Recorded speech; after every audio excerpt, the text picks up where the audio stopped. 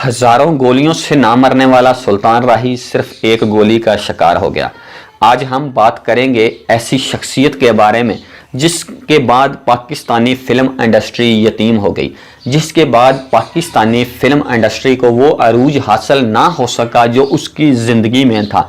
जी हाँ, हम बात करने वाले हैं उस शख्सियत की जिस शख्सियत ने पाकिस्तानी फिल्म इंडस्ट्री पर 2 दहाइयों से ज़्यादा राज किया। जी हाँ, हम बात करेंगे सुल्तान राही साहब की ज़िंदगी के बारे में। सुल्तान राही का असल नाम सुल्तान मोहम्मद खान था। राही इनका तखल्लुस था। सुल्तान राही भारत की रियासत उत्तर प्रदेश के ज़िला मुजफ्फरनगर में 1938 में पैदा हुए। तकसीम हिंद के बाद पाकिस्तान के ज़िला गुजरांवाले में आ गए और अपनी प्राइमरी तक तालीम यहाँ से ही हासिल की और इसके बाद इन्होंने फिल्मी ज़िंदगी का आगाज़ किया। फिल्मी ज़िंदगी में 1962 में पहली फिल्म बागी में एक मामूली से किरदार से अपने फिल्मी ज़िंदगी का आगाज़ किया। इसके बाद सुल्तान राही साहब ने एक के बाद दीगर बहुत सी फिल्मों में छोटे मोटे रोल अदा किए और 1970 में सुल्तान राही साहब की फिल्म बाबर रिलीज़ हुई।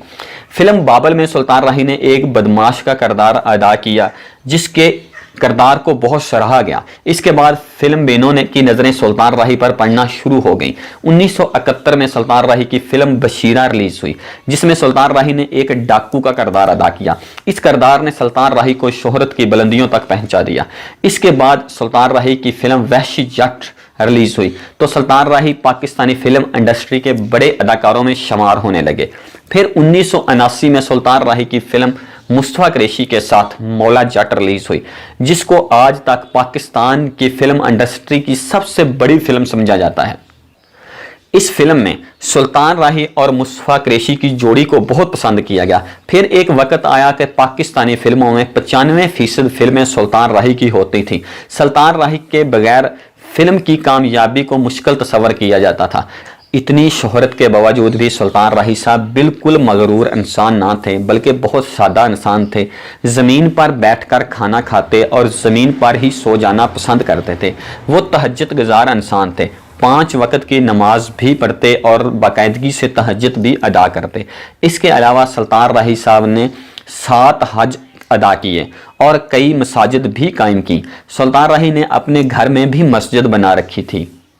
सुल्तान राही साहब बहुत मोहब्बत करने वाले इंसान थे। जब वो काम पर जाते तो सबसे पहले अपने साथ काम करने वाले छोटे अदाकारों को मिलते, उनका हाल चाल पूछते और सुल्तान राही साहब बहुत मेहनती इंसान भी थे। वो सुबह 8 बजे सेट पर पहुंच जाते थे और रोज़ाना 7 से 8 फिल्मों की शूटिंग में हिस्सा लेते। एक फिल्म को वो 1.5 से 2 घंटे का टाइम देते, फिर अगले सेट पर चले जाते। इनका एक कौल बहुत मशहूर था। वो जब भी किसी भी सेट पर जाते तो जाकर ये कहते कि नलका आ गया जे, जल्दी जल्दी पानी भर लो। सुल्तान राही साहब ने 700 से ज़ायद फिल्मों में काम किया जिनमें ज़्यादातर फिल्में पंजाबी थीं। सुल्तान राही साहब पाकिस्तानी वो अदाकार हैं जिनका नाम Kings book of world record book में भी दर्ज किया गया। फिल्म में वहशी नज़र आने वाले इंसान ज़ाती ज़िंदगी में बिल्कुल बरअक्स थे। इनकी ख्वाहिश थी कि इनको रोमांटिक रोल मिले, लेकिन इनकी ये ख्वाहिश इनके दिल में ही रही। 1962 से लेकर 1971 में जब इनकी फिल्म बशीरा रिलीज हुई तो बशीरा फिल्म से लेकर 1996 तक आखिरी फिल्म सुल्तान राही साहब ने सखी बादशाह की। सुल्तान राही साहब की कोई ऐसी फिल्म ना थी जिस फिल्म में उनको नाकामी हुई हो और उस फिल्म में अदाकारों और हदायतकारों को कोई नुकसान पहुंचा हो। सुल्तान राही साहब को 9 जनवरी 1996 को गुजरांवाले के करीब नामालूम अफराद ने गोली मारकर कत्ल कर दिया गया। जब सुल्तान राही को कत्ल किया गया तो उस वक्त गाड़ी का टायर पंचर हो चुका था और ड्राइवर टायर चेंज करने में मसरूफ था और सुल्तान राही साहब अपनी गाड़ी के बाहर निकलकर खड़े हुए थे कि करीब आकर एक गाड़ी रुकती है और उस गाड़ी से 2 बंदे बाहर निकलते हैं और सुल्तान राही साहब से पूछते हैं कि कौन हो आप। तो सुल्तान राही ने जवाब दिया कि मैं सुल्तान राही साहब हूँ। तो उस बंदे ने पूछा कि आप वही सुल्तान राही हो जो फिल्मों में काम करते हैं और हज़ारों गोलियां लगने के बावजूद भी उठकर कहते हैं माँ, तो मैं आपको एक गोली मारूंगा और आप उठकर बोलिएगा माँ। तो सुल्तान राही साहब ने कहा भाई वो तो फिल्म होती है। इतने में उन्होंने पिस्टल निकाला और फायर कर दिया जो सुल्तान राही साहब की आंख के बिल्कुल नीचे لگا اور اسی وقت سلطان راہی صاحب دنیا فانی سے رخصت ہو گئے۔